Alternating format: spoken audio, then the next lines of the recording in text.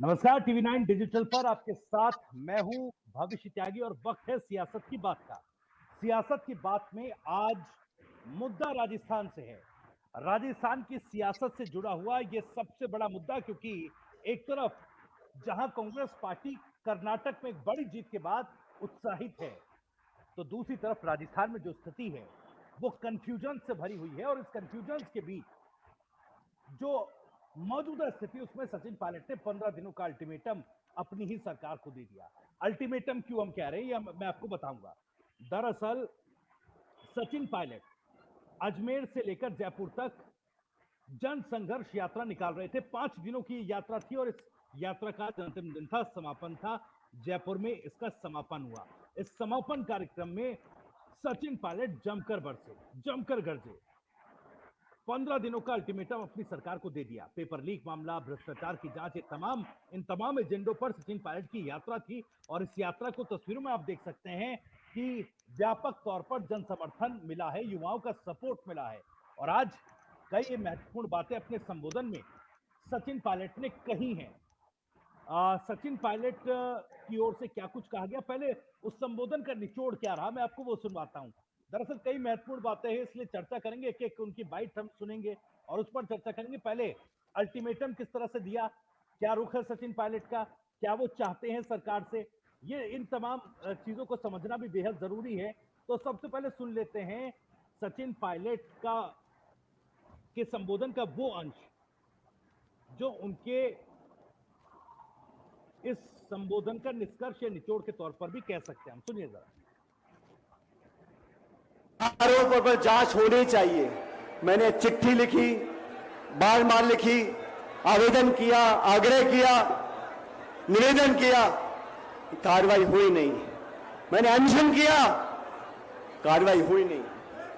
हमने जनसंघर्ष यात्रा निकाली, मैं उम्मीद करता हूं कार्रवाई होगी। लेकिन ये तीनों बातें आज पीएससी को बंद कर पूरा पुनर्गठन करें, नए कानून मापदंड बने, पारदर्शिता से लोगों का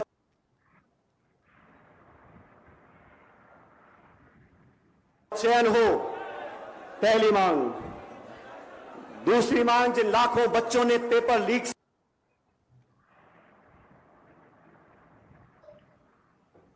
से उनका आर्थिक नुकसान हुआ है, उनको उचित आर्थिक मुआवजा प्रत्येक बच्चे को मिलना चाहिए।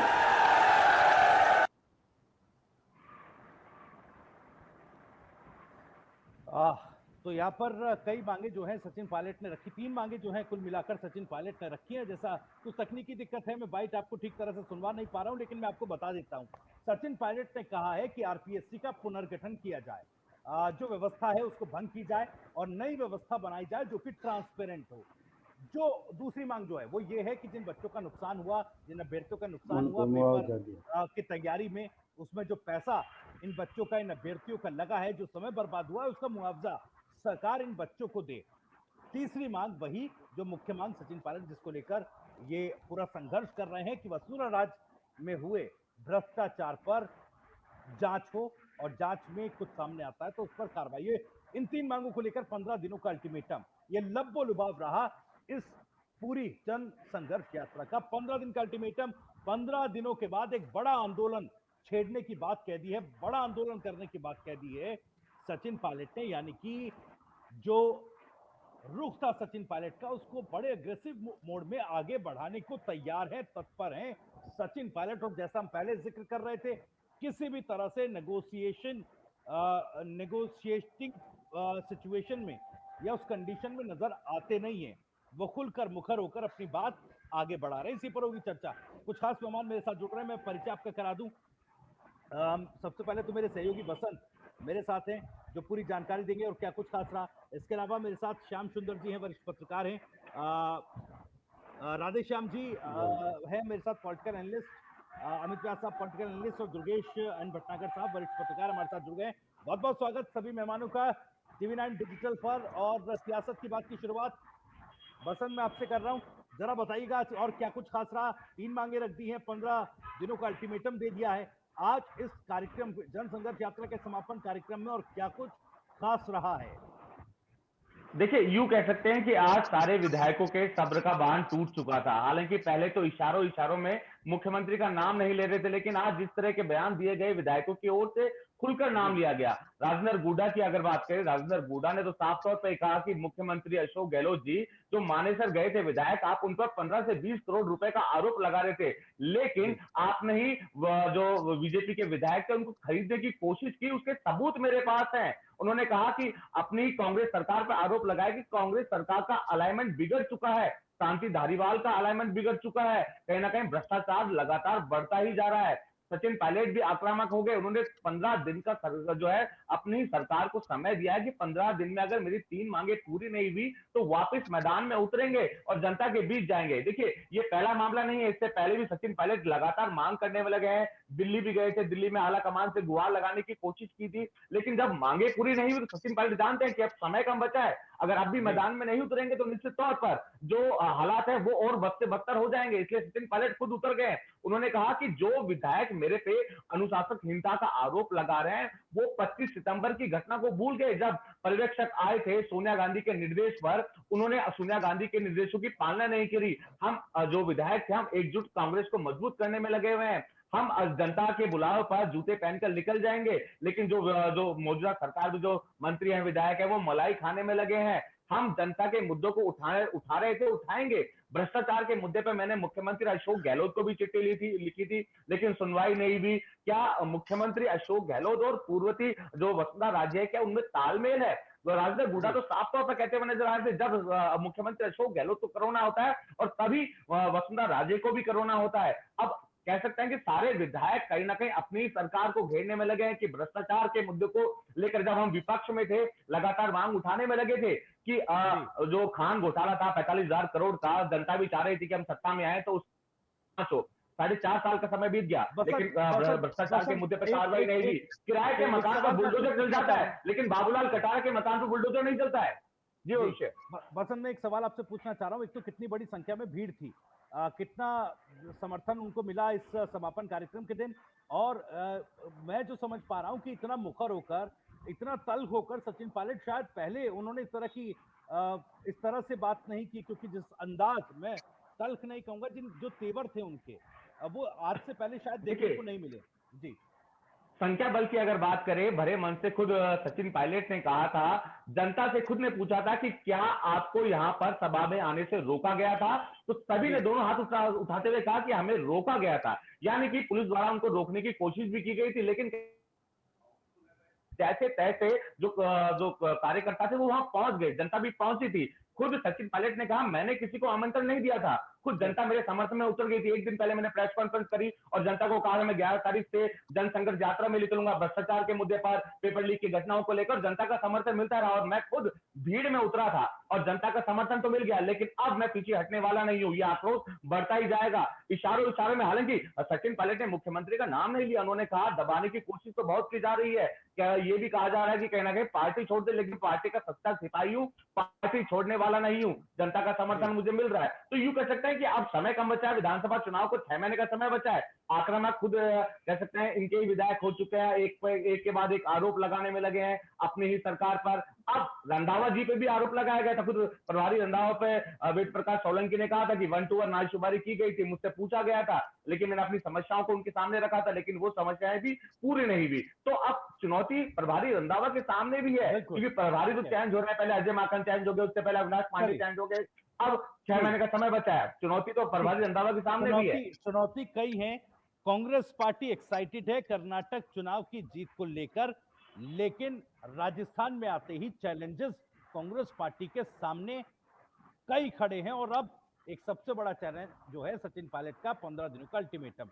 गैस का रुख करूंगा मैं, अमितोष जी भी जुड़ गए सर, आपका भी बहुत बहुत स्वागत। लेकिन श्याम सुंदर जी, आपसे शुरुआत कर रहा हूं सर। आज जाहिर है आपने भी सुना होगा सचिन पायलट का पूरा संबोधन सर, उनके तेवर क्या अलग नजर आए आपको, और क्या आपका आकलन इस पर कह रहा है? देखिए भविष्य जी, आज निश्चित तौर पर सचिन पायलट ने बहुत सारी चीजें ऐसी कही जो पूरी हो सकती है, कोई बहुत ऐसा नहीं है। उन्होंने मुख्यमंत्री के ऊपर सीधा सीधा प्रहार भी किया। उन्होंने जी कहा कि आरपीएससी में जिस प्रकार के लोगों को आपने भेजा और जो जेल में गए हैं पेपर लीक के मामले में, उनके खिलाफ आपने कार्रवाई नहीं की, तो उन्होंने कहा कि पूरी आरपीएससी भंग की जानी चाहिए, माध्यमिक शिक्षा बोर्ड भंग किया जाना चाहिए। अभी तक देखिए, अगर अध्यक्ष नहीं लगाया आपने और अध्यक्ष को आपने छोड़ दिया, बुला के पूछो तो सही कि भाई स्ट्रांग रूम में से निकालने के लिए क्या कुछ हुआ था, उसको छोड़ा कैसे? तो इसलिए उन्होंने कहा कि देखिएगा कि दोनों को भंग कीजिए और नए सिरे से यहाँ पर कीजिएगा, उन्होंने पहली बात। दूसरी बात उन्होंने ये कही कि बेरोजगार जो पढ़ाई करते हैं जयपुर में आकर के, जिस प्रकार से आर्थिक पीड़ा झेलते हैं, अब आप 500 का सिलेंडर तो देने के लिए राजी हो उज्ज्वला वालों को, इन बेरोजगारों को आर्थिक सहायता देने की घोषणा कीजिए, इनको आर्थिक सहायता दी जानी चाहिए। तीसरी बात उन्होंने ये कही कि वसुंधरा राजे के खिलाफ मैंने जो मामला उठाया था उसकी निष्पक्ष जांच होनी चाहिए। तीनों, ऐसा कोई मुद्दा नहीं है कि सरकार कि इस पे कुछ कर नहीं सकती। अगर हाईकमान का सही तरीके से प्रेशर पड़े तो ये सब कुछ हो संभव है, कोई दिक्कत नहीं है। अब देखिएगा कि जिस प्रकार से मुख्यमंत्री जी कह रहे थे, अब आप आज जिस तरह का भीड़ और अंबार देखने को मिला, तो सचिन पायलट के हौसले बुलंद हो गए। अब वो आप देखिएगा, नारायण सिंह जो पूर्व कांग्रेस के अध्यक्ष है, वो अगर वहां पहुंच करके आशीर्वाद देते हैं और कहते हैं कि 100% सही, 100 में से 100 नंबर देता हूं और मैं समर्थन करता हूं, तो आप मान के चलिए गोविंद सिंह डोटासरा की स्थिति ठीक रहने वाली नहीं है, क्योंकि उन्हीं का चेला है, उन्होंने ही राजनीति में लाए थे। अब वो गुरुजी अगर पक्ष में आ गए हैं, तो अब स्थिति तो आपको मालूम क्या हो सकती है। आने वाला शेखावटी का चुनाव बड़ा अलग तरह का होगा, ये बात सही है। आप देखिएगा जिस प्रकार से आज सह प्रभारी हैं अमृता धवन, वो आई है 4 दिन के दौरे पर, आज दौसा में थी, कल अलवर में रहेंगी, जयपुर में रहेंगी, फिर अजमेर जाएंगी, टोंक जाएंगी। उन्होंने नया दौरा शुरू कर दिया। सचिन पायलट से बात करेंगी नहीं करेंगी पता नहीं, लेकिन नए दौरे की एक ये भी बात सामने आ रही है। कर्नाटक के मुख्यमंत्री के बारे में सीक्रेट बैलेट से उन्होंने फैसला कर दिया और अब कल घोषणा भी कर दी जाएगी। उसके बाद राजस्थान का नंबर निश्चित तौर से आएगा। सचिन पायलट ने कुछ इंटरव्यू दिए अखबारों को और बाकी लोगों को, उन्होंने कहा कि गृह विभाग छीनो, वित्त विभाग छीनो। अगर विभाग छीने जाएंगे तो फिर मुख्यमंत्री जी क्या करेंगे? फिर ये फैसले हो सकते हैं। इसलिए राजनीति में आने वाला देखिए 30 तारीख जो उन्होंने दी है मई, मैं पहले आपसे डिस्कस कर रहा था कि राजस्थान में मंत्रिमंडल का फेरबदल भी हो सकता है और विधानसभा अध्यक्ष जो है सीपी जोशी हाल ही में दिल्ली जाके आए हैं। अब दिल्ली में क्या खिचड़ी पका के आए मुझे नहीं पता, परिवर्तन हो सकता है, मुख्यमंत्री का भी हटाया जा सकता है। मुख्यमंत्री हटाओ, मैं नहीं रहूंगा तो फिर अशोक गहलोत भी नहीं रहेंगे, तो कोई तीसरा बन सकता है। प्रदेश अध्यक्ष का फैसला, क्योंकि अभी तो हाईकमान को ही करना है, हाईकमान के पास प्रस्ताव पड़ा हुआ है। और अशोक गहलोत खुद कह के आए थे सोनिया गांधी को, मैं आपके ऊपर विश्वास कर रहा हूं कि मैं आपको विश्वास दिलाता हूं कि विधायकों से 1 लाइन का प्रस्ताव आप तक भेजूंगा। नहीं भेजा अब तक, बगावत आज तक खड़ी हुई है। तो उन्होंने बगावत वालों के खिलाफ कार्रवाई करने की मांग उठाई। उनका मुझे बगावत वाला कैसे कह रहे हो? मैं तो वही मुद्दे उठा रहा हूं जो राहुल गांधी उठा रहा है या मुख्यमंत्री जी ने मेरे साथ उठाए थे। मैं तो निर्णय चाहता हूं। तो देखिए जिस प्रकार का माहौल बना है, और हाईकमान कार्रवाई नहीं कर पाएगा, मेरे को तो नहीं लगता करे, क्योंकि एक नहीं है व्यक्ति तो वहां बहुत सारे हैं ना, पूर्व विधायक, मौजूदा मंत्री। हेमाराम ने जो देखिए आज ललकारा मुख्यमंत्री को, क्या मुझे क्या सोचते हो, मैं तो भ्रष्ट हूं, आपने कहा ना, तो हटाओ मुझे, कौन रखता है, और मैं तुम्हारी सरकार में रहना भी नहीं चाहता। अब अगर भ्रष्टाचार का मामला खुले रूप से चैलेंज कर दे कोई मंत्री और मुख्यमंत्री चुपचाप बैठा रहे, तो ये तो चिंता का विषय हाईकमान। और राजेंद्र गुडा के तो मैं ज्यादा नहीं करता, वो तो हमेशा कुछ ना कुछ कहते रहते हैं, उनके ऊपर ज्यादा विश्वास मैं नहीं कर सकता। लेकिन आज दीपेंद्र सिंह शेखावत ने भी कहा कि सचिन पायलट साहब, राम जी जब गए थे आक्रमण करने, उनके पास बानर और बंदर ही थे और वो कोई हथियार नहीं थे, जीते थे। तो आपके पास भी जो बेरोजगार सामने आए हैं और इतने हजूम खड़े हैं, ये आपके साथ रहे तो आप जीत जाओगे।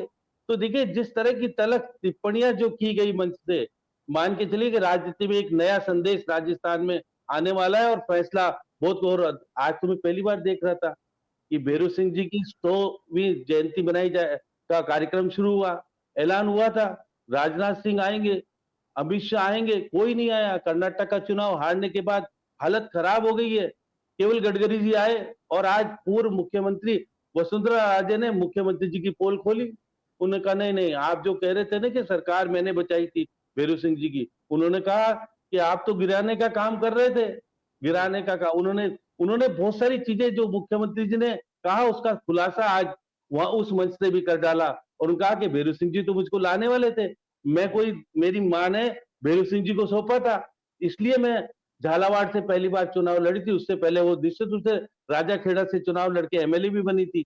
उसके बाद वो राजनीति छोड़ करके कहीं जाने वाली थी, इसलिए उनको भैरू सिंह जी ने ही झालावाड़ का यहाँ से चुनाव लड़ो, और वो सांसद बनी, 5 बार विधायक बनी, अब छठी बार कहाँ से बनेगी, अभी थोड़ा जरूरत है। इसलिए मैं कह सकता हूँ कि लेकिन जो आज संदेश गया, आपने कहा कि बड़ा संदेश है, और जिस तरह से कार्रवाई को लेकर आप कह रहे हैं कि देखिए कार्रवाई आलाकमान करेगा नहीं करेगा इसको लेकर तो संशय है, लेकिन फेरबदल, क्योंकि विधानसभा स्पीकर जो हैं वो दिल्ली आए थे, क्या बातचीत हुई ये पता नहीं है, लेकिन अब सचिन पायलट के इस रुख के बाद किस तरह का बदलाव होगा, क्योंकि आलाकमान भी उत्साहित तो है।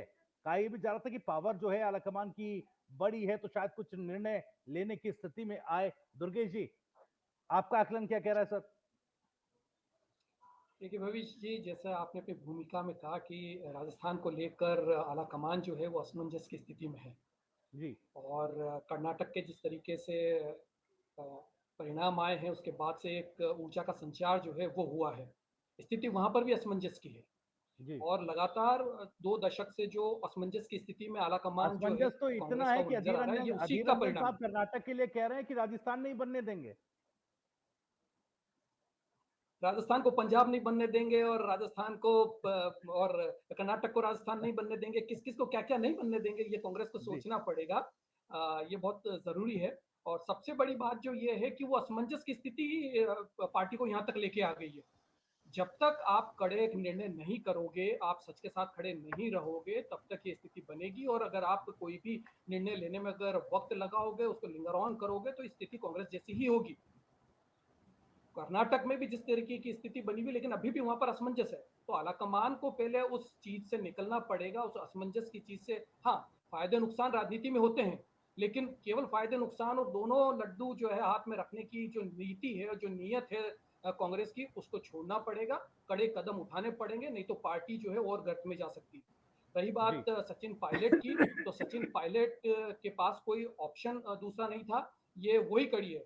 हम पहले भी इस डिबेट में जुड़े हैं और मैंने लगातार कहा है कि लगातार आने वाले टाइम में भूकंप आएंगे अभी राजस्थान की राजनीति में।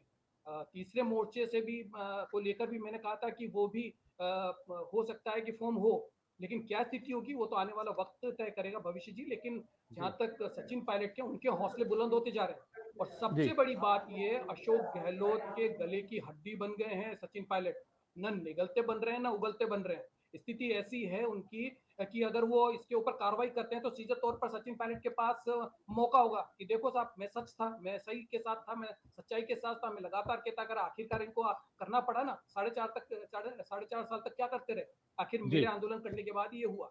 और उसके बाद अगर नहीं करते हैं तो उनका आंदोलन का रास्ता खुला है, 15 दिन का अल्टीमेटम है, उसके बाद फिर वो आंदोलन की राह पकड़ेंगे। और जिस तरीके से उनका ग्राफ बढ़ रहा है, चाहे यूथ में हो और लोगों के मन में हो, यात्राएं बहुत इंपॉर्टेंट होती है भविष्य जी। यात्राओं ने आडवाणी बना दिया जी। तो ये यात्राएं हैं, ये बहुत इंपॉर्टेंट होती है। और ये इस यात्रा को भी हल्के में मुख्यमंत्री अशोक गहलोत को नहीं आंकना चाहिए। बिल्कुल श्याम जी बिल्कुल ठीक कह रहे हैं कि आने वाले समय में राजस्थान की राजनीति में बहुत कुछ उछल पुछल होने वाला है। जी, ठीक है सर, बहुत कुछ दिलचस्प होने वाला है, और किस तरह के बदलाव का संकेत श्याम सुंदर शर्मा जी दे रहे हैं वो भी देखना होगा। लेकिन राधेश्याम जी, आपका एक रिएक्शन पूरे मामले पर सर। आज जो तेवर थे सचिन पायलट के, और जिस तरह से चैलेंज किया और खुलकर बोले वो, आज कोई हिचकिचाहट नहीं थी, हालांकि भाषा एकदम मर्यादित थी, लेकिन संकेत, इशारा और हमला और आरोप सीधा स्पष्ट था, मुखर था। देखिए, कल तक ऐसे लग रहा था कि कहीं ना कहीं जो है उनके तेवर नरम रहेंगे और समझौते की स्थिति ऐसे लग रही थी। जैसे उन्होंने कहा कि मैं जो है, मैं तो राहुल गांधी ने जो आदेश किया था उसकी पालना कर रहा हूं। उन्होंने कहा था कि हर विधायक को जो है सप्ताह में कम से कम 25 किलोमीटर पैदल चलना चाहिए और जनता के बीच में रहना चाहिए। जो इस तरह की बात जो कही थी, जी वो समझौते वाली बात थी कि किसी भी तरह का ऊपर से यदि कोई आदेश आता है तो मैं उसको मानने के लिए तैयार हूँ। लेकिन आज जिस तरह से जो रुख अपनाया है वो वास्तव में एक ऐसी जो है उसका चित्रण कर रहा है आगे भविष्य का कि कुछ ना कुछ बड़ी उथल पुथल होंगी, ये इसमें जी कोई दो राय नहीं है। आप देखिए कृष्णा पूनिया भी उसमें पहुंची हैं, नारायण सिंह पूर्व पीसीसी चीफ भी उसमें पहुंचे हैं, सभा में उनके में 15 एमएलए भी वहां रहे हैं, कई मंत्री भी उनके रहे हैं। तो यानी जी ये जो खुले रूप में जिस तरह से हो रहा है तो वो एक चुनौती है। इससे अब ऐसी उसमें कांग्रेस आला कमान को कुछ ना कुछ सोचना ही होगा, क्योंकि ऐसी स्थिति में कैसे छोड़ सकते हैं। जी अब कर्नाटक में मुख्यमंत्री का जब उनको पदासीन कर दिया जाएगा तो निश्चित रूप से पूरा फोकस राजस्थान की राजनीति पे कांग्रेस हाईकमान को रखना पड़ेगा, जी क्योंकि वरना हाथ से फिर तो डोर हाथ से निकल जाएगी। 15 दिन का उन्होंने अल्टीमेटम दिया है, 15 दिन में यदि कोई रास्ता नहीं निकाला तो फिर निश्चित रूप से उनको आंदोलन करना पड़ेगा, वरना फिर सचिन पायलट यदि ऐसा नहीं करते हैं तो उनके लिए भी फिर विकल्प जो है वो खुले नहीं रहेंगे। जी इसलिए उनके बिल्कुल उनके लिए तो एक मजबूरी बन गई है कि वो जी आंदोलन को इसको आगे बढ़ाएं। और कांग्रेस आला कमान के सामने ये मजबूरी बन गई है कि वो किसी भी तरह से जो भी निर्णय लेना है वो ले। अब ऐसे में देखिए आप कई विकल्प भी सामने आए हैं, जैसे सचिन पायलट ने कहा है कि भाई गृह मंत्रालय है, वित्त मंत्रालय है, वो मुख्यमंत्री जी से हटाए हटाए जाने चाहिए। मैं इसके लिए सहमत हूँ से यदि तो इनके आदमियों को यदि उस पर बिठाया जाता है तब भी एक रास्ता निकल सकता है सुलह का। इसी तरह से जैसे सीपी जोशी का नाम आ रहा है कि मुख्यमंत्री के रूप में उनको भी लाया जा सकता है। या पहले जैसे पदयात्रा के दौरान राहुल गांधी की जो पदयात्रा थी उसमें दिव्या मदेरणा का नाम बहुत तेजी से उभरा था। आपको मैं बताऊं, नारायण सिंह जी आज इसमें शिरकत करने पहुंचे हैं, तो कहीं ना कहीं इस तरह का भी लग रहा है। और देखिए कल जैसे भोपाल में हनुमान बेनीवाल का जिस तरह से उनका स्वागत किया गया और जिस तरह से उनको वरीयता प्रदान की गई, जी तो उससे भी यूं लग रहा है कि कहीं ना कहीं इस तरह का जो है एक समीकरण बनता दिख रहा है कि जिसमें बिल्कुल जाट मतदाता, गुर्जर मतदाता और जो है वो सारे इसमें मिलकर के ऐसा कुछ आगे आ रहे हैं, ये भी हो सकता है। तो ये कहीं ना कहीं पूरी तरह हाई कमान पर एक दबाव बनाया जा रहा है। ये जी इसको ये कहीं ना भी कहीं इस ये तरह स्थिति तो हो गई है राधेश्याम जी, ये स्थिति तो बन गई है से कि सीधे सचिन पायलट ने जिस तरह से अपनी राजनीति को आगे बढ़ाया, सीधे कांग्रेस तौर आलाकमान पर को भी निर्णायक उस सीधे स्थिति में लाकर खड़ा किया कि आप कोई फैसला कीजिए, उसके सीधे अब तौर दोनों पर हाथों में। सीधे तौर पर जी ये सीधे तौर पर ये चुनौती है। तो उसमें इसमें क्या है कि आप देखिए कि अब हाई कमान कैसे बचेगा, वो जैसे जी टालने की स्थिति में रहता रहा है और 25 सितंबर की उस घटना का आज तक मतलब कुछ कर नहीं पाया, कोई अनुशासनात्मक कार्यवाही नहीं हुई।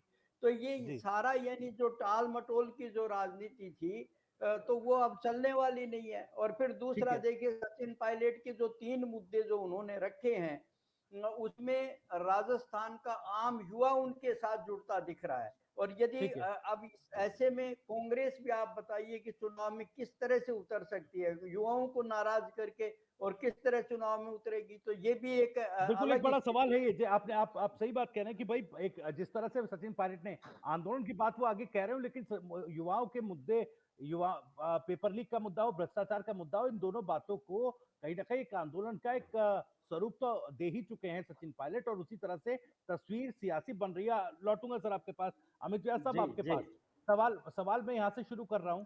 3 मांगे रखी हैं, 3 मांगे क्या गहलोत सरकार मान लेगी? क्योंकि जिस तरह से राजस्थान की राजनीति में कहा जा रहा था कि अब ये ईगो की लड़ाई हो गई है, मुख्यमंत्री साहब के लिए भी इस तरह की चीजें चल रही थी, कहा जा रहा था, तो क्या ये संभव हो पाएगा 15 दिनों के अंदर कि सचिन पायलट की बात मांगे ये मान ली जाए? अमित व्यास साहब। देखिए, ये बात तभी मानी जा सकेगी जब गृह मंत्रालय किसी व्यक्ति को दिया जाएगा, पहली जी बात। दूसरी बात, जिस प्रकार से 3 नाम और निकल कर आए हैं जातिगत समीकरणों के आधार पर, उसमें सबसे पहला नाम है सीपी जोशी जी का। और मैं इसका समर्थन इसलिए भी कर रहा हूं क्योंकि आप किसी भी तरीके से इक्वेशन बैठाओगे तो आपको जातिगत समीकरणों का सहारा तो लेना ही पड़ेगा। जी माना कि आप युवाओं के नेता हैं, माना कि आपने भीड़ जुटा ली है, लेकिन जातिगत समीकरणों की उपेक्षा आप नहीं कर सकते हो। तो ऐसी स्थिति में जहां ये एक तीर से दो निशाने नहीं बल्कि तीन निशाने मानेंगे। पहली बात तो ये है कि जिस मंच से जिन जिन लोगों के स्टेटमेंट सुनने को मिले, ये वो सब लोग बात थे जो अपनी अपनी कम्युनिटी के धुरंधर नेता माने जाते हैं। चाहे जी वो नारायण सिंह जी का नाम ले लीजिए, चाहे जी घोड़ा जी का नाम ले लीजिए, चाहे मदेरणा जी का नाम ले लीजिए, या आपके वो कुश्ती के जो क्या नाम है उनका, आप जिन कृष्णा जिन का भी पुनिया। नाम लेंगे वो एक कृष्णा जाति पुनिया जी के नेता के रूप में देखे जा सकते हैं, मगर वो सब नेता मुख्यमंत्री नहीं बन सकते हैं। लेकिन मुख्यमंत्री के खेमे में कुछ ना कुछ मंत्री बन सकते हैं, जी लेकिन वो अशोक गहलोत जी की सरकार में मंत्री नहीं बन सकते हैं। इसका सीधा सा तात्पर्य क्या है कि एक पूरा का पूरा एक सब्स्टिट्यूशनल मंत्रिमंडल आज आपने देख लिया, जी और वो भी इस तरीके से कि अगर इनको निष्कासित किया गया तो तीसरा मोर्चा बनकर ये इक्वेशन सामने बैठ जाएगी कि ये मुख्यमंत्री बनेंगे, ये वित्त मंत्री बनेंगे, ये सब घोषणा हो चुकी है अंदर खाने। जी और सबसे बड़ी बात ये है कि अगर इसमें ऐसा लगा कि कुछ जातिगत समीकरण बिगाड़ खाता कर सकते हैं, खास तौर पे दलित वोट, तो उस केस में सीपी जोशी जी का चेहरा आगे कर दिया जाएगा। तो कहीं ना कहीं जो खेमा कहीं ना कहीं इनसे भी नाराज होगा, वो भी सीपी जोशी के नाम पर इधर ऐड हो जाएगा। आपको जी मैं बता रहा हूँ, आज एक नई भविष्यवाणी कर रहा हूँ आपको इस वाले चैनल से, क्योंकि जिस प्रकार से आज मैंने पूरे इन सब भाषणों को सुना, और बीच में चूंकि अपन डिबेट में भी रहे थे, तो मैंने सारा मूल्यांकन करने के बाद एक ही चीज निकाली कि अब राजस्थान की राजनीति में दो स्तंभ निकल के आ रहे थे, लेकिन एक तीसरा स्तंभ आज गड़ गया है। अब वो अलग बात है कि वो जो स्तंभ बना है उसके अंदर मुख्यमंत्री का चेहरा कोई कम्युनिटी विशेष व्यक्ति का होगा या सचिन पायलट जी होंगे। लेकिन मुझे जरूर लग रहा है कि सचिन पायलट जी का ईगो तभी सेटिस्फाइड होगा जब ये केंद्रीय नेतृत्व की स्थिति में आ जाएंगे। मैं आपको पहले बता रहा हूँ, बहुत बड़ी बात बोल रहा हूँ आपको, बिल्कुल आज ठीक नहीं है सर तो 1 साल बाद में जिस दिन भी इनका टारगेट खड़गे जी वाले स्थान पर पहुंचा, तो आप ये मानना कि एक तरीके से ये किंग नहीं बनेंगे बल्कि किंग मेकर बनने जैसी स्थिति में आ जाएंगे। आज की जो गणित बैठी है, चूंकि श्याम सुंदर शर्मा जी ने एक बहुत अच्छी बात बोली जो मैं काफी इनको अप्रिशिएट भी करता हूँ। इन्होंने एक बात बोली कि किसी भी बात को कम आंकना तभी कम आंका जा सकता है जब उसके आसपास का वातावरण भी कम हो। लेकिन यह माहौल जो था वो कम नहीं था, माहौल तो बहुत बड़ा था, लेकिन यहाँ पर घूम फिर के कहानी वही आ रही है जिसका नाम है आला कमान। मैं आपको कह रहा हूँ, आला कमान अगर होता तो ये घटनाएं घटित नहीं होती, क्योंकि सोनिया गांधी जी का पुत्र प्रेम जिसके वशीभूत उन्होंने पूरी स्ट्रेटेजी तैयार की थी, उस व्यक्ति की सदस्यता चली गई है। तो मैडम पूरे मातम खाने में बैठी हुई हैं, वो कुछ नहीं देख रही हैं, वो ये सोच रही है कि कैसे भी करके इसकी सदस्यता से मुक्त हो जाएं, तो कम से कम मैं मेरे बेटे के लिए कोई आगे का जुगाड़ बैठा पाऊं। मैं बहुत बड़ा स्टेटमेंट दे रहा हूं सर आपकी इस चैनल के माध्यम से, क्योंकि अगर आपको खुद को पता है कि जब इतनी भयंकर लड़ाई झगड़ा हो रहा है फिर भी आला कमान चुप बैठा है, इसका मतलब क्या है? क्या मजबूरी क्या है ऐसी? जी क्या ठीक है भ्रष्टाचार करने वाले भी इनके साथ इंक्लूड हैं या भ्रष्टाचार के अगेंस्ट में है ये? अभी ये जस्टिफिकेशन होना बहुत जरूरी है, और अगर इनका निष्कासन हुआ तो इसका मतलब है भ्रष्टाचार और के ये साथ है। जस्टिफिकेशन इस ऐसे समय में और भी ज्यादा जरूरी होता है जब भ्रष्टाचार के मुद्दे पर आपने कर्नाटक में एक बड़ी जीत दर्ज की है। भटनागर साहब, मैं आपके पास आ रहा हूं। सवाल यही है मेरा, सीधा सा सवाल है, क्योंकि मौजूदा समय में देखिए अभी जिस तरह से देखिए, एक तो फेरबदल की बात, भाई उसकी आशंका संभावना ज्यादा दिखाई दे रही। श्याम सुंदर साहब ने भी संभावना का जिक्र किया, राधेश्याम जी ने भी संभावना का जिक्र किया, और संभावना का जिक्र अमित व्यास साहब भी कर रहे हैं। लेकिन जब ये बात कही जा रही है कि ये ईगो की लड़ाई मुख्यमंत्री साहब के लिए है, तो फिर ये तीन मांग जिनको लेकर अल्टीमेटम सचिन पायलट ने दिया, ये किस तरह से मानी जाएंगी? क्या फिर आगे स्वरूप होगा? इसको लेकर मैं थोड़ा समझना चाह रहा हूं। देखिए भविष्य जी, बॉल जो है वो दोनों के पाले से निकल चुकी है। जी अब जो कुछ करेगा वो आला कमानी कर सकता है, क्योंकि गहलोत साहब की, जैसा कि मैंने आपको कहा कि सचिन पायलट जो हैं वो गले की हड्डी बन चुके हैं, जी न निगलते बन रहा है न उगलते बन रहा है। वो अगर कार्रवाई करते हैं, इन तीनों मांगों को लेकर मानते हैं, तो सीधे तौर पर कटघरे में खड़े हो जाते हैं। चिंता में किस मुंह से वो जाएंगे वोट मांगने जी के लिए? सचिन बिल्कुल पायलट फिर वहां पर बड़े कद के नजर आएंगे। नहीं करते हैं तो सचिन के पास जो है वो सारा मैदान खुला पड़ा हुआ है, आंदोलन करेंगे, 15 दिन का अल्टीमेटम है, 15 दिन में वो अपनी स्ट्रेटजी तैयार करेंगे, क्या कुछ आला कमान की तरफ से आता है उन सबको एसेस करेंगे और उसके बाद अपनी स्ट्रेटजी के ऊपर वो काम करेंगे। वो लगातार कर रहे हैं, इसमें कहीं कुछ नहीं है। और सबसे बड़ी बात ये है कि देखिए वो बहुत प्लानिंग से इन सारी चीजों को एग्जीक्यूट कर रहे हैं, उनका एग्जीक्यूशन है वो बहुत अच्छा है और यही कारण है कि वो स्थायित्व की तरफ बढ़ रहे हैं, एक स्थायित्व लेते हुए नेता के तौर पर नजर आने लगे हैं वो। गहलोत साहब की जुबान का फिसलना इस बात को सीधे तौर पर इंगित करता है कि उनके हाथ से चीजें खिसक रही है। अहमद पटेल थे तब तक सोनिया दरबार में उनकी तूती बोलती थी, लेकिन अहमद पटेल के जाने से कहीं कहीं मुख्यमंत्री अशोक गहलोत बहुत कमजोर हुए। राहुल और प्रियंका की रिजिम में वो नहीं माने जाते हैं, वहां पर सचिन पायलट लगातार सचिन पायलट के पास ये भी कहने को है, जब दिल्ली दरबार में जाएंगे तो राहुल के सामने कहेंगे जब जब आपने कहा वो तब तब मैंने वो चीजें मानी, लेकिन मेरे साथ हुआ क्या, मैं क्या जवाब दूं, किस मुंह से मेरे लोगों के पास जाऊं। तो वहां पर वो वहां बलिष्ठ होते हैं। तो ऐसे में अब गहलोत साहब कर लेंगे या सचिन पायलट जी कर लेंगे, कुछ नहीं, अब तो इन दोनों को बिठा के आला कमान ही कुछ करेगा, तभी कुछ हो सकता है। और अब ठीक है, तरीके आला से कमान वो को किस फैसला करना है और काम कैसे करेंगे। करेगा ये तो ये अब अभी भी एक मिस्ट्री बनी हुई है। श्याम सुंदर जी, मैं समझना चाहूंगा, एक तरफ ईगो की लड़ाई, एक तरफ भ्रष्टाचार को लेकर सचिन पायलट ने इतनी लंबी लकीर खींच दी कि अब कहीं ना कहीं आला कमान को तो ये तय करना है कि भाई कैसे अब कांग्रेस पार्टी की सियासत आगे बढ़ेगी प्रदेश में। बदलाव हो, कार्रवाई हो, 3 मांगों पर कोई फैसला लिया जाए। अगर फैसला लिया जाता है तो भी एक संदेश जाएगा कि देखिए सरकार नहीं कर पा रही थी, सचिन पायलट के दबाव में आकर सरकार ने किया। तो ये फिर से कहीं ना कहीं मुख्यमंत्री की छवि को थोड़ा कमतर दिखाता है या कम करता है, कद थोड़ा छोटा उनका होता है। तो ऐसे में ये सोल्यूशन निकलेगा कैसे सर? क्या महज चाहे गृह मंत्री के तौर पर या किसी और तौर पर ये छोटे मोटे फेरबदल करके, या कोई बड़ा बदलाव आप देख रहे हैं? मुझे भविष्य जी लगता है कि कुछ बड़ा बदलाव होने की स्थिति है, क्योंकि देश में की राजनीति के लिए कांग्रेस को व्यक्ति चाहिए। अब ये राष्ट्रीय अध्यक्ष तो नहीं बने, लेकिन कहेंगे कि अब समन्वय करने के लिए आप आ जाओ दिल्ली, आपको राजस्थान में तो चुनाव होना है और आगे का भविष्य तय होना है, तो आप दिल्ली में आओ, वहां कर क्या रहे हो? क्योंकि आपको राष्ट्रीय अध्यक्ष बनाया जाना था, आप नहीं बने, खड़गे साहब बन गए। खड़गे साहब का किस्मत ठीक है, पहले आप जीते, अब उन्होंने अपना राज्य भी जीत लिया। तो देखिए राजनीति में क्या कुछ होता है पता नहीं पड़ता, कब क्या हो जाए घटनाक्रम का कुछ पता ही नहीं पड़ रहा है। लेकिन ये बात है, जिस प्रकार से सचिन पायलट ने जो कुछ करके दिखाया है, पहले एक दिन का अनशन, उसके बाद 125 किलोमीटर की यात्रा करने के बाद जो उनमें आत्मविश्वास पैदा हुआ है, उसे मान के चलिएगा कुछ न कुछ होने वाला है। और आहट बिल्कुल बिल्कुल, और ये कहीं ना कहीं अब जो बल हैं वो मुख्यमंत्री अशोक गहलोत के माथे पर भी दिखाई दे रहे होंगे, उनकी चिंताएं भी बड़ी होंगी। कई तरह से आरोप प्रत्यारोप पलटवार जरूर मुख्यमंत्री गहलोत साहब ने किए, लेकिन सचिन पायलट ने वो लकीर इतनी लंबी कर दी है कि अब जो है कहीं ना कहीं गहलोत साहब पर भी थोड़े खतरे के बादल जो है मंडराते दिखाई दे रहे हैं। ये संकेत थोड़े से मिल रहा है। मितोष पारिक साहब, मैं आपके पास आ रहा हूँ।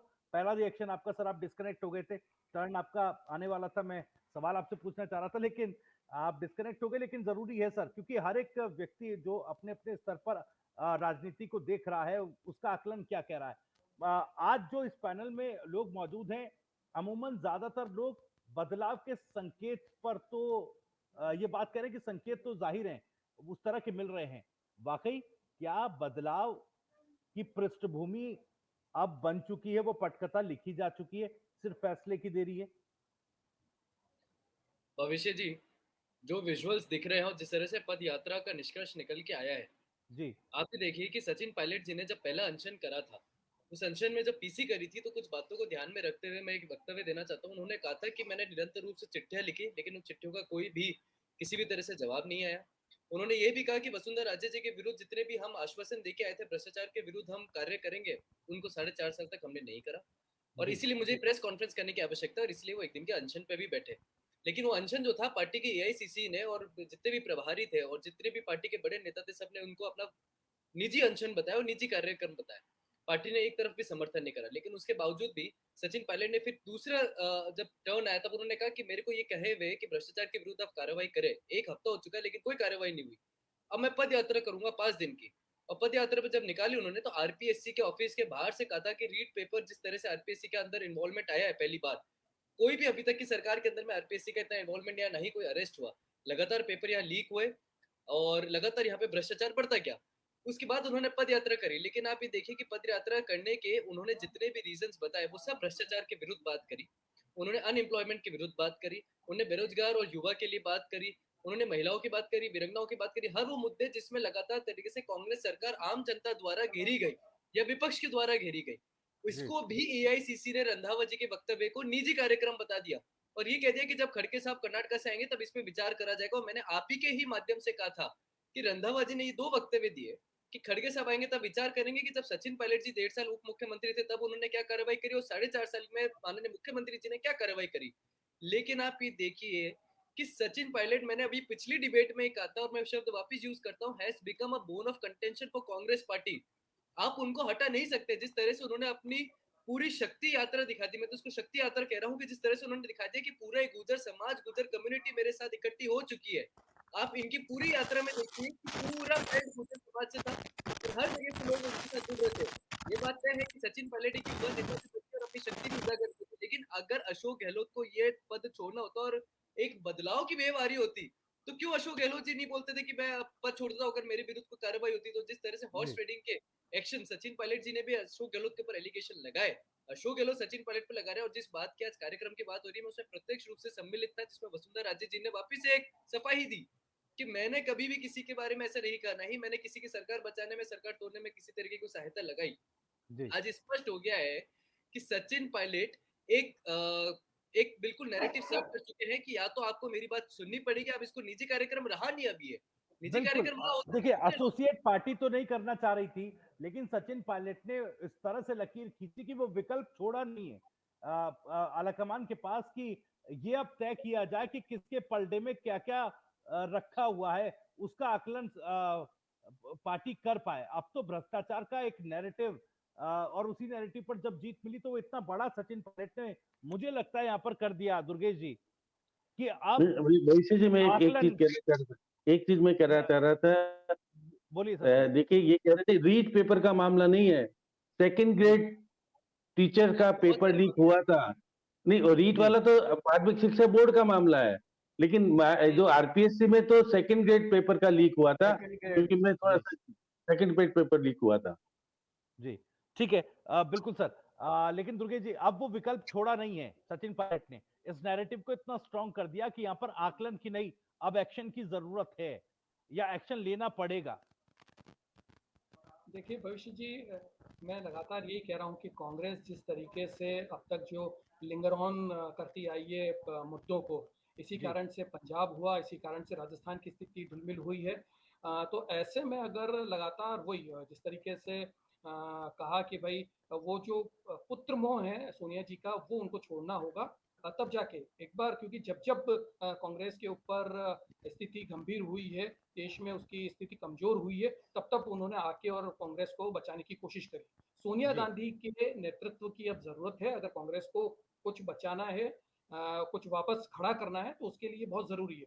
और श्याम जी बिल्कुल ठीक कह रहे हैं कि भाई अब एक लिमिट होती है हर चीज की, नेतागिरी की भी एक लिमिट होती है। अशोक गहलोत जी को भी ये सारी चीजें देखते हुए बहुत अच्छा है कि पतली गली से निकल के और सीधे दिल्ली की राजनीति की तरफ देखना चाहिए। देश उनकी तरफ देखता है, उनकी बात को मानता है, एक सज्जन और सभ्य नेता के तौर पर उनकी स्थिति बनी हुई है पूरे देश में, तो उनको आगे आना चाहिए और युवाओं को ये चीज देनी चाहिए। सब कुछ चीजें हो सकती है अगर वक्त रहते इन चीजों के ऊपर नहीं सॉल्यूशन लाया गया तो स्थिति और बढ़ेगी और बिल्कुल, ये बहुत महत्वपूर्ण बात, हो जाएगी बहुत कि ये महत्वपूर्ण बात आप राजस्थान कह से रहे भी हैं सर। कांग्रेस जो है और वो खिसक जाएगी। बहुत महत्वपूर्ण 2-3 बातें बहुत महत्वपूर्ण यहाँ से निकलती हैं। एक तो ये कांग्रेस जितनी इस बुरी स्थिति में अपने पूरे उसमें रही है, उससे मुझे लगता है कि अब उसके कमबैक का अगर वक्त है तो ज्यादा संजीदा होने की कांग्रेस पार्टी को जरूरत यहाँ पर है। और दूसरा, अशोक गहलोत साहब, देखिए पायलट साहब ने जिस तरह की सिचुएशन क्रिएट की राजस्थान की राजनीति में, उसमें भले सीधे तौर पर गहलोत साहब की छवि पर अब तक कोई दाग ना हो, लेकिन अब उस दायरे में, भ्रष्टाचार को दबाने के दायरे में वो भी आते हैं। और सवाल जब ये पूछा जाता है तो ये बात कही जाती है कि अगर भ्रष्टाचार हुआ और उसे दबाया गया तो आरोपी आप भी हैं। राधेश्याम जी, मैं आपके पास आ रहा हूं। सर, ये जो मोटी मोटी कई चीजें हैं, कई पॉइंट्स हैं, ये कहीं ना कहीं एक ऐसी सिचुएशन, जैसा मैं बार बार कह रहा हूं, विकल्प आलाकमान के पास छोड़ा नहीं कि उस चीज को आके सिर्फ एक्शन लेना होगा, कड़ा एक्शन लेना होगा, क्योंकि वक्त कांग्रेस पार्टी के लिए बेहद संजीदा है। देखिए भविष्य जी, मैंने कल भी कहा था जी कि मैंने दो विकल्प बताए थे इसके, कि या तो सचिन जी को केंद्र में जैसे महासचिव बना करके और जो है कर्नाटका का वो प्रभारी बना करके उनको वहाँ एडजस्ट किया जा सकता है, या फिर गहलोत साहब को ऐसा किया जा सकता है। अब आपको मैं दो बातें बताता हूँ इसमें कि देखिए, एक तो उन्होंने जैसे अलवर के लिए ये कहा कि मैं इसको संभाग बनाऊंगा, गहलोत साहब ने कहा, तो ये किस तरफ इशारा था। दूसरी तरफ फिर उसके जस्ट बाद में जवाई बांध ग्राम पंचायत में जो है और भंवर जितेंद्र सिंह उनके साथ शिरकत करते देखे गए। यानी वो उनकी फोरसाइटेडनेस इतनी ज्यादा है राजनीति में कि उन्होंने पहले से राहुल और प्रियंका के जो बिल्कुल बेहद निकट भंवर जितेंद्र सिंह जी हैं, उनको कहीं ना कहीं इन्होंने अपने साथ सेट कर लिया है, इसलिए वो इसमें दिखाई दे रहे हैं। अब जैसे जिस तरह का जो परिवर्तन की अपन बात कर रहे हैं, तो निश्चित रूप से उनकी वकालत करने के लिए वहां भंवर जितेंद्र सिंह जी मौजूद रहेंगे। तो यानी इतनी जल्दी वो सत्ता को छोड़ने वाले नहीं है, ये बात तो उनके प्रयासों से लग रही है। लेकिन जो परिस्थितियां उत्पन्न हो गई हैं, अब आला कमान भी इसमें कुछ कर नहीं सकता है। अब आज ही का देखिए, वेद प्रकाश सोलंकी साहब, उन्होंने कुछ कह दिया तो एफआईआर दर्ज हो गई है। अब उस तरह से तो वो चीजें राजस्थान में दिखाई देंगी क्या? ये देखिए, ये ऐसा जो हो रहा है वो तो बिल्कुल गलत है, क्योंकि डेमोक्रेसी में कोई भी आदमी बोलने के लिए स्वतंत्र है, अपनी बात वो यदि रख ही नहीं सकता है तो फिर किस बात की डेमोक्रेसी है। ये इस तरह का जो दौर है ना, देखिए वो बड़ा चिंताजनक है। नेताओं में इतनी तो कम से कम डेमोक्रेसी के प्रति आस्था होनी चाहिए। और फिर जैसे गहलोत साहब कांग्रेस के लिए कहते रहे कि ये मेरी माँ है, और किस स्थिति से जैसे उनका जो राजनीतिक जीवन शुरू हुआ, कांग्रेस ने क्या नहीं दिया है उनको। अब 3 बार मुख्यमंत्री रह चुके, 3 बार पीसीसी चीफ रह चुके, 3 बार ऑल इंडिया कांग्रेस कमेटी के जनरल सेक्रेटरी रह चुके, और अब उनको क्या चाहिए? उनको देखिए सत्ता से मुंह छोड़ करके कांग्रेस के लिए सोचना चाहिए। मैं तो ये कहता हूँ, ईगो की लड़ाई से उठकर थोड़ा सा ऊपर आकर सोचना होगा। और जिस तरह की, क्योंकि और देखिए आप एक बात और है जी, मैं एक बात और बता रहा हूँ, भावनात्मक बात है बेशक ये, कि जब रमा पायलट ने एक बार सचिन को जो है गहलोत को सौंपा था और ये कहा था कि आपके पुत्र के समान है, तो आप बताइए गहलोत साहब ने पुत्र और पिता का रिश्ता क्यों नहीं निभाया? तो उन्होंने जिस तरह के शब्द उनके शब्द बाण छोड़े हैं उनपे, वो सबको पता है। और ये कोई उचित, इसमें किसी भी उसको वाजिब नहीं कहा जा सकता। कभी उनको जैसे कोरोना कहा, या उनको नालायक कहा, या उनको गद्दार कहा, ये बातें देखिए ये एक पिता को तो पुत्र के लिए नहीं कहनी चाहिए। तो कहीं ना कहीं देखिए आज पूरे प्रदेश का जनमानस है, केवल पायलट का ये जनमानस नहीं है, पूरे प्रदेश के आम जन का ये वो मानना है कि गहलोत को पार्टी के हित में निर्णय लेना चाहिए, अपने ईगो को छोड़ करके और अपनी पद लोलुपता को छोड़ करके उनको पार्टी और राजस्थान के 7.5 करोड़ लोगों के हित में फैसला लेना चाहिए। आज वो इस स्थिति में खड़े हैं, राजनीति के उस शिखर पर वो खड़े हैं कि जब उनसे आम आदमी त्याग की अपेक्षा करता है, तो ये वो त्याग आज उनको दिखाना चाहिए। और यदि वो आज ऐसा नहीं कर पाते तो हाई कमान को फिर ऐसा करना चाहिए, क्योंकि ठोस कदम उठाए बिना फिर राजनीतिक मूल्य कोई बरकरार रह नहीं जाएंगे। ये मेरा तो ये मानना है। ठीक है सर, एक सवाल मेरे पास है, मैं आखिरी सवाल पूछूंगा, हर एक पैनलिस्ट के पास आऊंगा उसी सवाल के साथ। सर, जैसा आंदोलन की बात कह रहे हैं 15 दिनों के बाद सचिन पायलट, और मैं जो कह रहा हूं, मैं तो ये कह रहा हूं कि आंदोलन का स्वरूप तो खड़ा ही कर दिया है, बस उसको औपचारिकता देनी बाकी है कि भाई ये एक आंदोलन है। तस्वीरें तो कहती हैं आंदोलन तो भ्रष्टाचार के मामले पर राजस्थान में खड़ा ही हो चुका है। अब ऐसे में इस जगह से सचिन पायलट, क्योंकि ये भी कहा जा रहा है कि भाई मान मनोबल सचिन पायलट को मना लिया जाएगा, कुछ बातचीत कर ली जाएगी चीजें, तो यहां से क्या सचिन पायलट के कदम वापस हो सकते हैं? और अगर 15 दिन में ये मांगे नहीं मानी जाती या वैसे ही स्थिति नहीं होती, वैसा फैसला आलाकमान नहीं लेता जैसा सचिन पायलट चाहते हैं, तो फिर आगे सियासत किस तरफ जा रही है? मैं शुरू कर रहा हूं दुर्गेश जी, आपसे ही शुरू करता हूं, उसके बाद एक एक करके आ रहा हूं जी। जी जी जी जल्दी से सर दुर्गेश जी। बिल्कुल। उससे पहले मैं एक चीज और कहना चाहूंगा। देखिए, जी कभी भी राजनीति में पिता पुत्र नहीं होता, राजनीति राजनीति होती है। क्योंकि अगर पिता पुत्र होते तो नेताजी और अखिलेश का मामला हमने देखा है, तो ऐसा जी नहीं है। राजनीति में महत्वाकांक्षाएं बहुत इंपॉर्टेंट होती हैं और उसी वजह से इस तरीके की स्थितियां बनती हैं, पहली चीज। दूसरी चीज, अब क्या मान मनोहल होगा, कारण केवल इतना सा है कि अब तक का जो ट्रैक रिकॉर्ड सचिन पायलट का है, उसमें वो मान मनोहल में मानते आए हैं उस जी टाइम तक।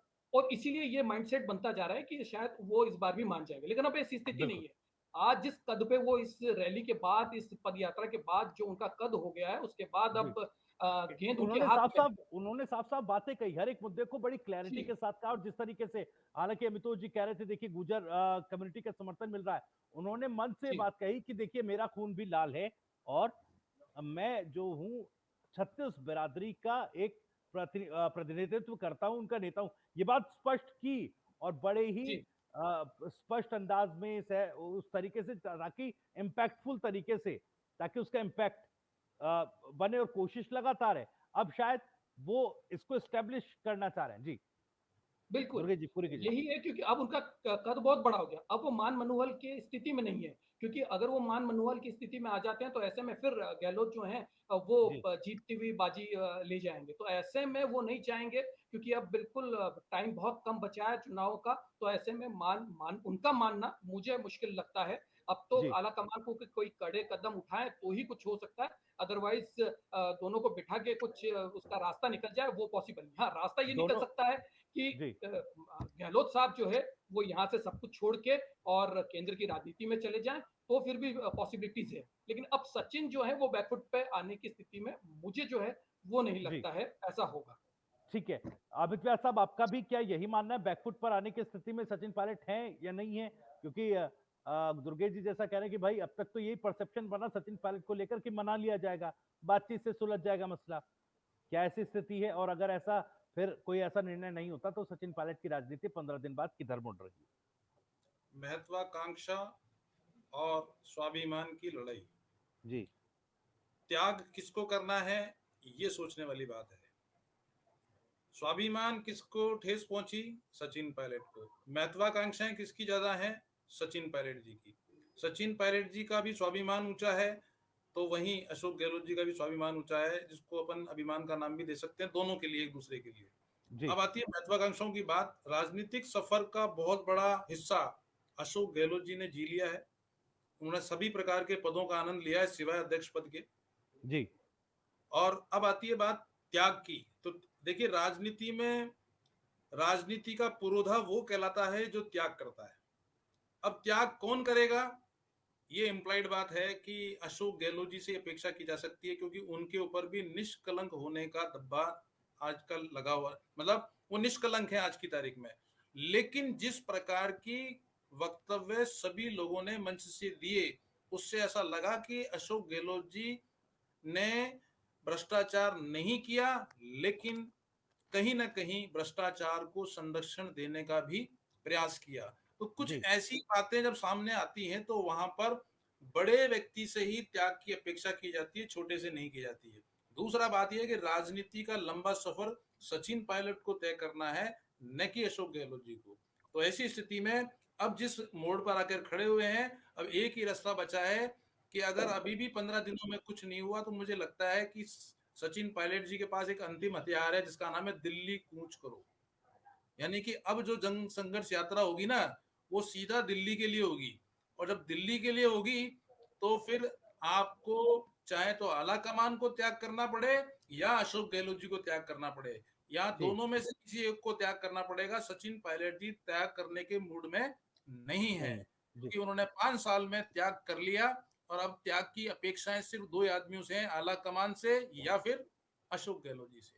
ये बिल्कुल है राधे राजनीतिक आज पूरा। जी राधेश्याम जी, क्या ये ऐसा वक्त है राजस्थान की सियासत में जो राजस्थान की राजनीति या यूं कहें कि देश की राजनीति में जादूगर कहे जाते हैं, उस राजनीतिक जादूगर की मुट्ठी से जो समय है वो रेत की तरह फिसल रहा है, और वो जो ताकत थी वो धीरे धीरे वो कमजोर उस तरीके से पड़ते जा रहे हैं जो स्थिति अब क्रिएट हो रही है। देखिए भविष्य जी, अभी दुर्गेश जी ने जैसे पिता और पुत्र राजनीति में इस रिश्ते को नकारा है, ये इनकी व्यक्तिगत मान्यता हो सकती है, लेकिन हम जो देखते आए हैं, दशरथ ने राम को राज्याभिषेक की बात कही थी, जी उसी तरह से भीष्म पितामह ने अपनी मृत्यु का राज अर्जुन को बताया। और इस युग में अभी वर्तमान दौर में शायद ये भूल गए कि जब सोनिया गांधी के पास पूरा बहुमत था, उन्होंने प्रधानमंत्री पद स्वीकार करने से मना कर दिया और मनमोहन सिंह को पदासीन किया। इसी तरह से देवीलाल जी प्रधानमंत्री बनने के लिए आज की राजनीति और उस समय की राजनीति का बिल्कुल अलग है। जी बिल्कुल सही। आप वाला जो एपिसोड है उसमें मेरे को बोलने दीजिए। पुत्र वाली बात वहां नहीं है। मेरे को बोलने दीजिए साहब। बोलिए देवीलाल जी के साथ उन्होंने वीपी सिंह को प्रधानमंत्री बनाया, खुद ने पद त्याग करके। उनसे पूछा गया, उनसे प्रधानमंत्री तो उनके लिए कहा गया था, लेकिन उन्होंने कहा नहीं, मैं प्रधानमंत्री नहीं बनूंगा, इस देश के लिए मैं वीपी सिंह जी को प्रधानमंत्री बनाता हूं। तो यानी हमें इस चैनल के माध्यम से हमारी मान्यता ये होनी चाहिए और हमें कोशिश ये करनी चाहिए कि जो हमारे राजनीति के आदर्श यहाँ रहे हैं और जो मूल्य रहे हैं, हम उनको वापस लौटा लाएं किसी तरह। इस तरह की बात करने से तो वो पूरी तरह से हम उसको जो है मिथ्या करार दे रहे हैं। तो इसलिए त्याग की देखिए, आज भी अब जिस मुकाम पर राजस्थान की राजनीति खड़ी है उसमें त्याग की जरूरत है। और मैं कहता हूं कि वो त्याग सबसे पहले अशोक गहलोत को करना चाहिए। यदि वो त्याग नहीं करेंगे और अड़े रहेंगे तो फिर किसी तरह का कोई रास्ता या कोई सुलह बनेगी ही नहीं। तो इसलिए गहलोत साहब को मैं फिर यहाँ दोबारा मेरी बात दोहरा रहा हूँ कि जिस तरह की परिस्थितियां उत्पन्न हो गई हैं और जो आज युवा सचिन पायलट के नेतृत्व में सड़कों पर आ गया है, और यदि ये मांगे, उनकी 3 मांगे जो रखी, पूरी नहीं हुई तो राजस्थान के गांव गली कूचे सबसे युवा निकल पड़ेंगे सचिन पायलट के पक्ष में। तब क्या स्थिति होगी? तब अशोक गहलोत का जो राजनीतिक कद आज है वो नहीं रहेगा निश्चित रूप से। इसलिए उनको भविष्य को आंकते हुए, उसका आकलन करते हुए और उनको खुद को त्याग करना चाहिए। और उनको केंद्र में, जैसे श्याम जी भाई साहब ने कहा कि उनको केंद्र में जाना चाहिए, अध्यक्ष नहीं बन सके कोई बात नहीं, केंद्र में अभी कर्नाटक में भी उन्होंने महती भूमिका निभाई है स्टार प्रचारक के रूप में। और दोनों जो है उनके सिद्धारामैया और उनके बीच में जो सुलह का जो उन्होंने वो रखा, और तो यानी उनकी अब केंद्र को जरूरत है। उनको कांग्रेस को वो माँ कहते हैं, तो उनको केंद्र में जाकर के वो जो है उसको संभालना चाहिए। देखिए आगे केंद्र में नहीं जाएंगे सर, सारा केंद्र में नहीं जाएंगे, लिख के ले लीजिए आप। साउथ कांग्रेस की बिल्कुल नहीं, लेकिन बहुत महत्वपूर्ण बात को अमित व्यास साहब, जैसा मैंने पहले सवाल किया कि भाई ईगो की लड़ाई है, उस ईगो की लड़ाई से मुख्यमंत्री बाहर आ पाएंगे कि नहीं आ पाएंगे, ये मुख्यमंत्री साहब को खुद ही चिंतन उनको आना चाहिए। आप नहीं पाएंगे ये सर यहाँ एक ही सॉल्यूशन होगा जिसका नाम है त्याग। बाकी स्वाभिमान की लड़ाई में वो कुंडली जाएंगे नहीं, ये मुख्यमंत्री का पद छोड़ेंगे नहीं, इसीलिए लफड़े की जड़ तो है त्याग। दूसरा और कोई उनके पास जो है और कोई कारण नहीं बचेगा, पश्चाताप होगा उनको, देख लेना आप चाहे, क्योंकि जनता जनार्दन होती है साहब, और युवा शक्ति के दम पर सारी जो है सारे बदलाव आते हैं राजनीति के। आप युवाओं को एक तरफ करके किस तरह से आप राजनीति कर सकेंगे? यहाँ कैसे मुख्यमंत्री पद संभाल सकेंगे? ठीक है, बिल्कुल बिल्कुल, बहुत महत्वपूर्ण बात आपने कही सर। राधेश्याम जी हालांकि सहमत हैं, अमित व्यास साहब भी और दुर्गेश जी भी एक चीज को लेकर जरा हो सकता है थोड़ा मतभेद हो कि भाई केंद्र में जाएंगे कि नहीं जाएंगे, ईगो की लड़ाई है, ठीक है। मैं फाइनल कमेंट श्याम सुंदर जी से लूं, उससे पहले मितोष जी आपका एक फाइनल कमेंट जल्दी से सर इस पूरे मामले पर। अगर जो मैंने शुरुआत में सवाल किया कि अगर इस तरह का कोई फैसला नहीं होता तो किस दिशा में बढ़ेंगे सचिन पायलट, किस दिशा में उनकी राजनीति जाएगी? भविष्य जी, सचिन पायलट का नेतृत्व देखते हुए और दर्शक करते हुए एक बात मुझे याद आती है कि जिस तरह से जितना उनको दबाने का प्रयास कर रहा है उतना ही बाउंस बैक होकर आज वो खड़े हो चुके हैं। वो जी उनकी जो कैरेक्टर है वो अशोक गहलोत से अब आज के वर्तमान स्थिति में बहुत ऊपर उठ चुका है। अगर आला बिल्कुल कमान जिस तरह से निरंतर रूप से उनको दबाते रहा या उनके बात को इग्नोर करता रहा या निरंतर रूप से उनके विषय को जिस तरह से दबाने का प्रयास करता रहा, आज वो सारे विषय उनके लिए होते हुए जनता के विषय बन चुके हैं और जनता यही के राजनीति है। और the good politics has no kinship. अगर आज सचिन पायलट के इस विषय के ऊपर में आला कमान पहले ही कोई निर्णय ले लेता, जिस समय उन्होंने अपनी बात रखने के लिए जिस तरह से उनके ऊपर पीसीसी पद हटा दिया गया, जिससे उनको मुख्यमंत्री से हटा दिया गया, जिस तरह से उन्हीं के पार्टी की बगावत करने वाले लोग मुख्यमंत्री के साथ सीएलपी मीटिंग सितंबर 25 को विड्रॉ करने वाले लोग आज अपनी पार्टी में अपने दायित्व पर निरंतर रूप से बने हुए हैं। ये बात दिखाता है कि आला कमान आज राजस्थान में कमजोर होता रहा है। कर्नाटका की इलेक्शन पॉलिटिक्स अलग है, राजस्थान की पॉलिटिक्स बहुत अलग है। इस पे कोई फैसला आला कमान को अब करना चाहिए। फाइनल कमेंट श्याम सुंदर साहब आपका। आप 15 दिन जी का अल्टीमेटम है सर, उसके बाद ठीक है। अगर एक तरफ ये बात है, आप कह रहे हैं बदलाव के संकेत हैं, दूसरी तरफ अगर बदलाव नहीं होता, क्योंकि मुख्यमंत्री साहब जादूगर कहे जाते हैं सर, और आलाकमान तक अपनी बात पहुंचाने की काबिलियत आ, अच्छी खासी रखते हैं कि किस तरह से अपनी बात पहुंचाई जाए, किस तरह से अपनी बात मनवाई जाए। देखिए भविष्य जी, मैं तो पुरानी बात याद दिलाता हूँ कि मुख्यमंत्री अशोक गहलोत ने सैयद खान ने अलॉट की थी एक लगता है डिस्कनेक्ट हो गए श्याम सुंदर जी, लेकिन कोशिश करूंगा उनको कनेक्ट करने की। फाइनल कमेंट श्याम सुंदर जी से लेना और काफी महत्वपूर्ण भी है। तो जुड़ तो रहे हैं यहाँ पर श्याम सुंदर जी, अब देखते हैं कितनी देर में जुड़ते हैं। लेकिन सबसे बड़ा सवाल यही है, जैसा मैं लगातार पूछ रहा हूँ, और सब सब तमाम पैनलिस्ट जो यहाँ पर हैं, उनका एक मत इस बात को लेकर तो है कि संकेत बदलाव का तो है, और बड़ा बड़ा बड़ा संकेत है। ठीक है श्याम सुंदर जी, एक बार फिर से जुड़ गए सर, पूरी कीजिए अपनी बात। आप डिस्कनेक्ट हो गए थे, पूरी कीजिए सर। श्याम श्याम जी, आप सुन पा रहे हैं क्या? देखिए भविष्य जी, मैं कह रहा था कि जब दोनों ही जांचें पूरी नहीं हुई, अब मैं आपकी आवाज आ रही, अब मैं कह रहा हूं कि जिस प्रकार से माथुर आयोग बनाया था जी